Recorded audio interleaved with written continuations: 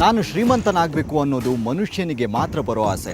ಶ್ರೀಮಂತನಾಗೋದಕ್ಕೆ ನೂರಾರು ದಾರಿಗಳು, ಶಾರ್ಟ್ಕಟ್ಗಳು ಸಾವಿರ.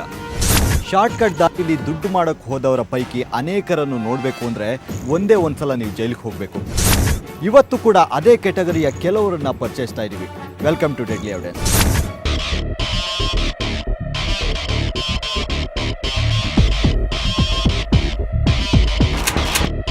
ಆರೋಪಿ ಅದೆಷ್ಟೇ ಕೇರ್ಫುಲ್ ಆಗಿದ್ರೂ ಒಂದಲ್ಲ ಒಂದು ರೀತಿಲಿ ಎಡುತ್ತಾನೆ ಅನ್ನೋದಕ್ಕೆ ಈ ಪ್ರಕರಣವೇ ಸಾಕ್ಷಿ.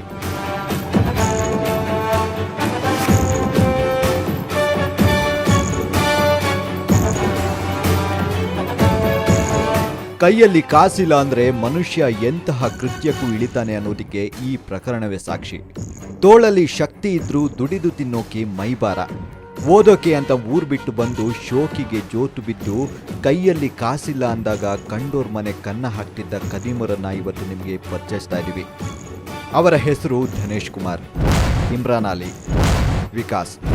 ಪಕ್ಕಾ ಶೋಕಿವಾಲರಾಗಿದ್ದ ಇವರು ದುಡ್ಡು ಮಾಡೋಕ್ಕೆ ಕಂಡುಕೊಂಡ ದಾರಿ ಅಂದರೆ ದರೋಡೆ.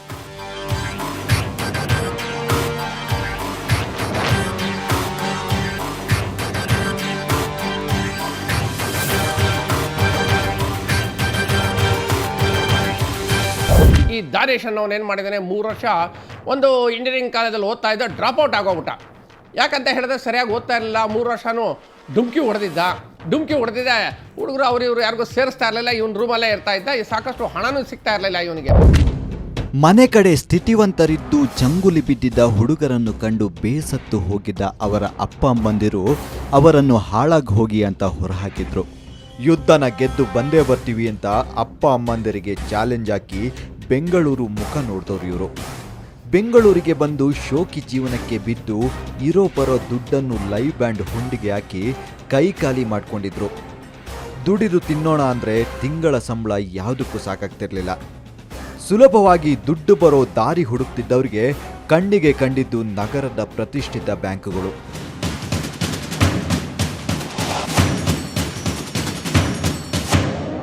ಇವಿಷ್ಟು ಬ್ಯಾಂಕ್ಗಳಲ್ಲಿ ಟಾಸ್ ಹಾಕಿ ಸೆಲೆಕ್ಟ್ ಮಾಡಿದ್ದು ಬೆಂಗಳೂರಿನ ಚಿಕ್ಕಬಾಣಾವರದಲ್ಲಿದ್ದ ಕಾರ್ಪೊರೇಷನ್ ಬ್ಯಾಂಕನ್ನ.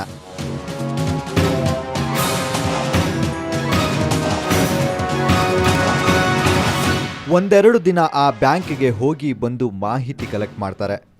ಎಷ್ಟು ಹೊತ್ತಿಗೆ ಹೋದರೆ ಎಷ್ಟು ಜನ ಇರ್ತಾರೆ, ಮ್ಯಾನೇಜರ್ ಯಾವ ಟೈಮಿಗೆ ಬರ್ತಾರೆ, ಕ್ಯಾಶಿಯರ್ನ ಕ್ಯಾಬಿನ್ ಯಾವುದು, ಕೆಲಸ ಮಾಡ್ತಿರೋದ್ರಿಂದ ಹಿಡಿದು ಸೋಂಬೇರಿಯಾಗಿ ಕೂತಿರೋರ್ವರೆಗೆ ಎಲ್ಲ ಡೀಟೇಲ್ಸ್ ರೆಡಿ ಆಗುತ್ತೆ.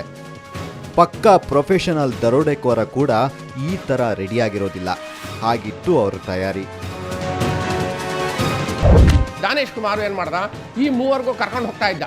ಕರ್ಕೊಂಡೋಗಿ ದೂರ ನಿಲ್ಲಿಸಿದ್ದೆ. ಇವನೇನು ಮಾಡೋದು, ಸ್ಟಡಿ ಮಾಡೋದು. ಈ ಬ್ಯಾಂಕ್ ಮ್ಯಾನೇಜರ್ ಎಲ್ಲಿ ಕೂತ್ಕೊಳ್ತಾನೆ, ಈ ಕ್ಯಾಶಿಯರ್ ಎಲ್ಲಿ ಕೂತ್ಕೊಳ್ತಾನೆ, ಅಕೌಂಟೆಂಟ್ ಎಲ್ಲಿ ಕೂತ್ಕೊಳ್ತಾನೆ, ಮತ್ತು ಚೆಕ್ ಇಶ್ಯೂ ಮಾಡೋರು ಎಲ್ಲಿ ಕೂತ್ಕೊಳ್ತಾರೆ, ಇದನ್ನೆಲ್ಲ ಬ್ಯಾಂಕಲ್ಲಿ ಅಬ್ಸರ್ವ್ ಮಾಡ್ತಾ ಇದ್ದಾರೆ.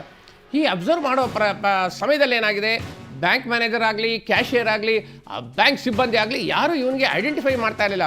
ಓಯ್ ಯಾಕೆ ನೀನು ಇಲ್ಲಿ ಬಂದು ಇದು ಮಾಡ್ತಾ ಇದೆಯಾ, ನಿಂದೇನ ಟ್ರಾನ್ಸಾಕ್ಷನ್ ಇದೆಯಾ ಬ್ಯಾಂಕಲ್ಲಿ ಮಾಡು, ಇಲ್ಲದ್ರೆ ಹೋಗು ಅನ್ನೋ ಹೇಳೋರು ಇಲ್ಲ ಆ ಬ್ಯಾಂಕಲ್ಲಿ. ಕಷ್ಟಪಟ್ಟು ದುಡಿದು ಕಾಸಿಗೆ ಕಾಸು ಸೇರಿಸಿ ಕೂಲಿ ಮಾಡಿ ಕೂಡಿಟ್ಟಿದ್ದ ದುಡ್ಡನ್ನ ಭವಿಷ್ಯಕ್ಕಾಗಿ ಬ್ಯಾಂಕ್ನಲ್ಲಿಡ್ತಾರೆ ಜನ.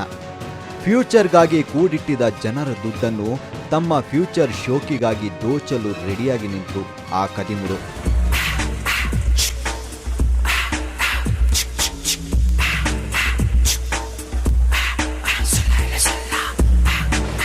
ದರೋಡೆಯ ಹಿಂದಿನ ದಿನ ಜೋರಾಗಿ ತಯಾರಿ ನಡೀತು.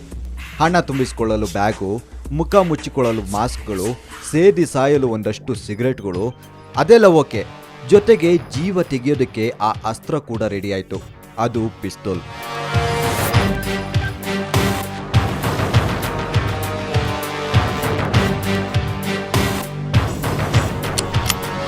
ಶತ್ರುಗಳನ್ನ ಮಟ್ಟ ಹಾಕೋದಕ್ಕೆ ಅದ್ಯಾರೋ ಪುಣ್ಯಾತ್ಮ ರೆಡಿ ಮಾಡಿದ ಮಾರಣಾಂತಿಕ ವೆಪನ್ ಅಂದರೆ ಈ ಪಿಸ್ತೂಲ್ಗಳು.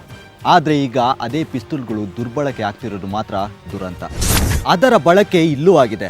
ಆ ಹುಡುಗರ ಬಳಿ ಇದ್ದ ಪಿಸ್ತೂಲು ಒಂದು ಜೀವವನ್ನೇ ತೆಗೆದು ಬಿಡುತ್ತೆ. ಅದರ ಬಗ್ಗೆ ಹೇಳ್ತೀವಿ ಒಂದು ವಿರಾಮದ ನಂತರ. ಚುಪ್ಕೆ ಬೇಟ್ರೆ ರೇ ಮೇರೆ ಮಾಲೂಮ್ ಹೈ ಚುಪ್ಕೆ ಬೇಟ್ರೆ. ಯಾವ ದೊಣ್ಣೆನ ಕೂತ್ಕೊಳ್ಳೋ ಕಂಡಿದ್ದೀನಿ.